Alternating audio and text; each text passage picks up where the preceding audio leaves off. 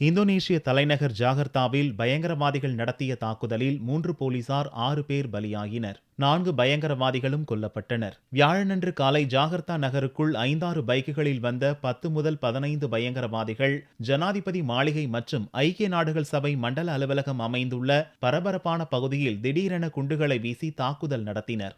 அதே நேரத்தில் Starbucks cafe shopping காம்ப்ளெக்ஸில் நுழைந்த 3 மனித வெடிகுண்டு பயங்கரவாதிகள் தங்களது உடலில் கட்டியிருந்த குண்டுகளை வெடிக்கச் செய்தனர். பாகிஸ்தான், துருக்கி நாடுகளின் தூதரகங்களுக்கு வெளியிலும் குண்டுகள் வெடித்தன. தொடர்ச்சியாக 6 இடங்களில் குண்டுகள் வெடித்ததில் 3 போலீசார், 3 அப்பாவி பொதுமக்கள் பலியாகினர். இதையடுத்து பயங்கரவாதிகளுக்கும் பாதுகாப்பு படையினருக்கும் துப்பாக்கிச் சண்டை நடந்தது. தொடர் குண்டுவெடிப்பு, துப்பாக்கிச் சண்டையால் ஜாகர்த்தாவில் 2 மணி நேரத்துக்கு பெரும் பதற்றம் காணப்பட்ட சூழலில் 3 மனித வெடிகுண்டு பயங்கரவாதிகள் உட்பட 4 பயங்கரவாதிகள் கொல்லப்பட்டதாகவும் எஞ்சிய பயங்கரவாதிகள் தப்பிச் சென்று விட்டதாகவும் பாதுகாப்பு படையினர் அறிவித்தனர். பாதுகாப்பு படையினரின் கட்டுப்பாட்டில் ஜாகர்த்தா நகரம் கொண்டுவரப்பட்டுள்ளதாக அதிபர் ஜோகோ விடோடோ தெரிவித்தார்.